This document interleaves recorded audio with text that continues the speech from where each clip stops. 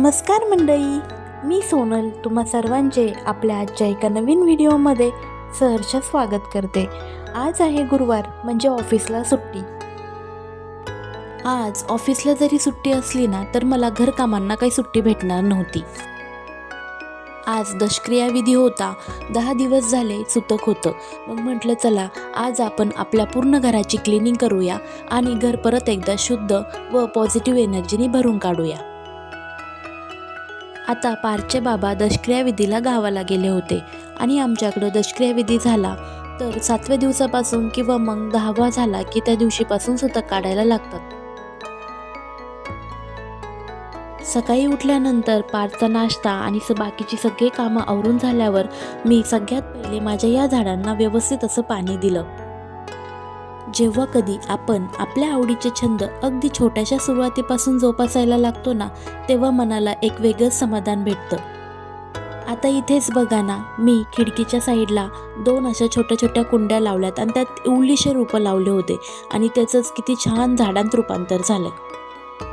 आता इथे ना मी काल रात्री जेवढे माझे मांडणीमधील मोकळे भांडे आहेत ना तेवढे सगळे घासून घेतले होते, जेणेकरून आज मला जास्त लोड येणार नाही. आणि आज उठल्यानंतर सगळ्यात पहिले मी उन्हाचा अंदाज घेतला, कारण 2 दिवसापासून आहे ना इकडे थोडंसं आभाळ येत होतं. मग म्हटलं आज जर ऊन पडणार असेल ना तर आपण हे सगळे ब्लँकेट आणि ते धुवून काढूयात.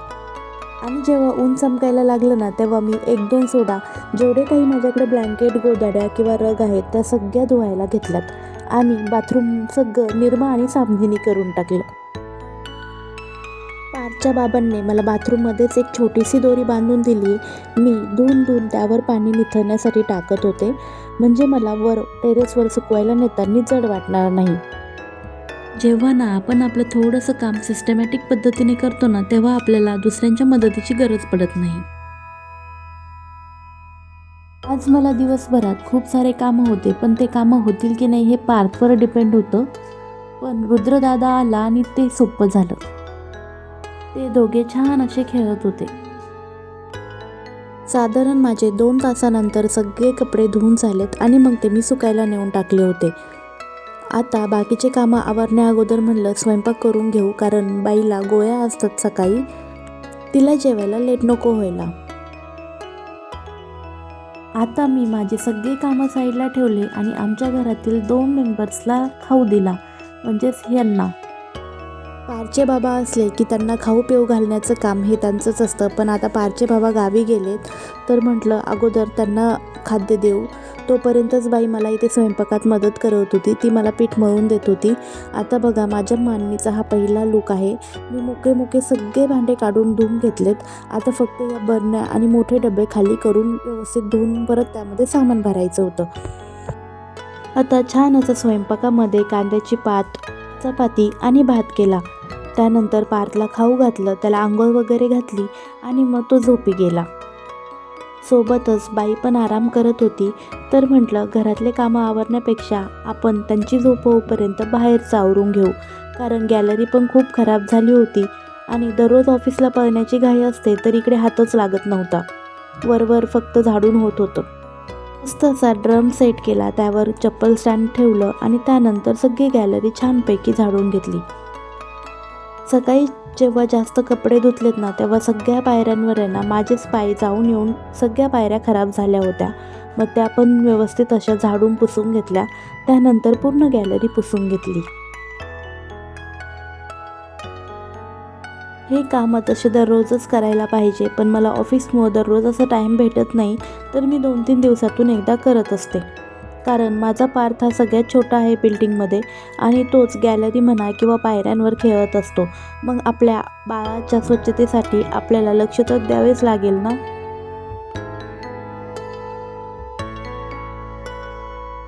चला आता बाहेरचे सगळे कामं आवरले, तोपर्यंत पार्थची पण छान झोप झाली होती. मग आता बघा माझा किचनचा असा काही राडा होता.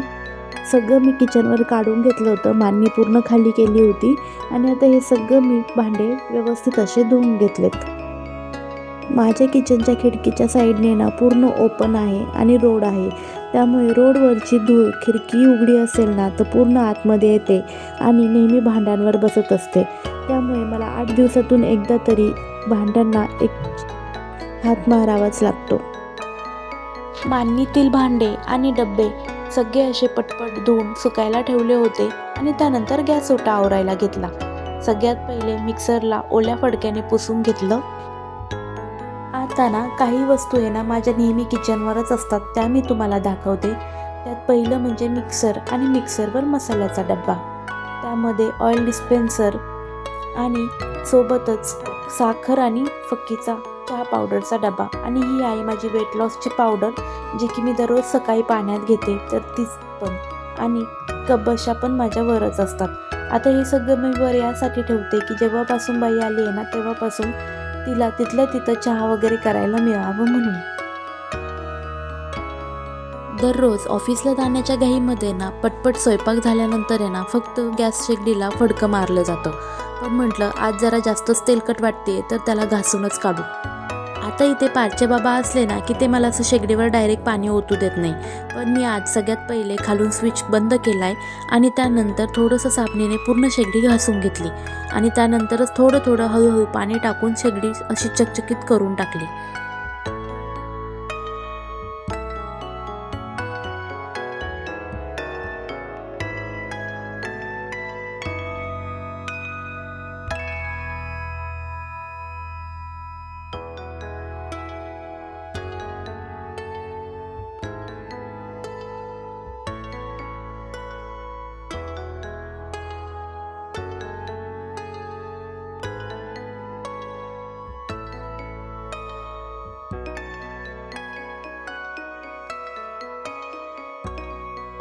सोबतच मांडणीवर पण भांडे सगळे असे रचून घेतले होते. आता ना हे सगळं आवरूपर्यंत ना साधारण 4 वाजलेच होते आणि मग बाईला आणि पार्थला भूक लागली. मग त्यांना चहा केला आणि चहासोबतच मी भुईमुगाच्या या शेंगा त्यांना भाजून दिल्यात. आणि त्यानंतर ना मी माझ्या पुढच्या कामांना लागले. आता ब्लँकेट आणि त्याच्यासोबत मी हे कर्टन्स पण धुतले होते, तर ते सुकल्यानंतर मी त्याला पहिले लावून घेतलं आणि त्यानंतर म्हटलं चला आपले ब्लँकेट सुकले असतील तर वरून ते घेऊन येऊ. तर माझ्यासोबत लगेच पार्थ पण यायला लागला. तुम्ही बघत असताल आज टेरेसवर सगळ्या दोऱ्यांवर फक्त माझेच कपडे होते.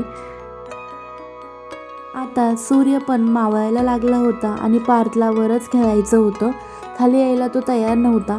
मग मी म्हटलं त्याला खेळूपर्यंत ना मी वरच या सगळ्या कपड्यांच्या छानपैकी घड्या घालून घेते.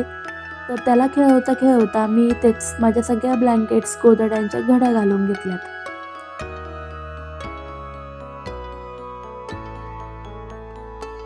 जेव्हा पार्थ खेळून खेळून दमला तेव्हा आम्ही खाली आलो आणि त्यानंतर मी सगळे कपडे व्यवस्थित असे घड्या घातलेले ठेवून दिलेत. त्यानंतर छानपैकी बेडशीट अंथरून घेतलं, बेड व्यवस्थित केला. जेव्हा ना आपण आपलं घर अगदी स्वच्छ आणि नीटनेटकं ठेवतो ना तेव्हा आपल्या मनाला एक वेगळंच प्रसन्नता वाटते आणि आपल्या घरामध्ये एक पॉझिटिव्ह एनर्जी पण वाटते. आता ना पूर्ण दिवस क्लिनिंग करून झाल्यानंतर ना मी संध्याकाळच्या स्वयंपाकाला लागले. मी स्वयंपाक करूपर्यंत पारचे बाबा पण येणार होते. मग भाजीला काय करू म्हणून मी काळा सोयाबीन वडा करायचं ठरवलं. त्यासाठी हा काळा मसाला होता, गावाकडून आणलेला येसूर होता आणि सोबतच कांदा आणि खोबरं चिरून मी भाजून घेतला आणि त्याचा मसाला केला. मला स्वयंपाक करूपर्यंत ना बाईने पार्थला खाली नेलं होतं. पार्थ खेळत होता. तोचपर्यंत पारचे बाबा पण आले. पारच्या बाबांनी इथे एवढं सगळं आणलं होतं. घरच्या पपईच्या झाडाला पपई आल्या होत्या त्या आणलेल्या, सोबत रानातले ओले कांदे आणले आणि हे डांगर म्हणजेच काशीफळ आणलं, दूध आणलं, बोरं आणलेत आणि इकडे भाजीपाला आणला. हा भाजीपाला आमच्या ताईंनी दिला होता. हा सगळा माळव त्यांच्या रानात ते करत असतात. आळूचे पानं, लिंब, पेरू, कोथिंबीर, शेपूची भाजी, पालक भाजी हे सगळं त्यांनी भावाजवळ पाठवलं होतं. मी परत हे सगळं फ्रीजमध्ये ऑर्गनाईज करून घेतलं. असं काही होता आजचा माझा क्लिनिंग डे. व्हिडिओ कसा वाटला कमेंट करून नक्की सांगा. सबस्क्राईब करायला विसरू नका.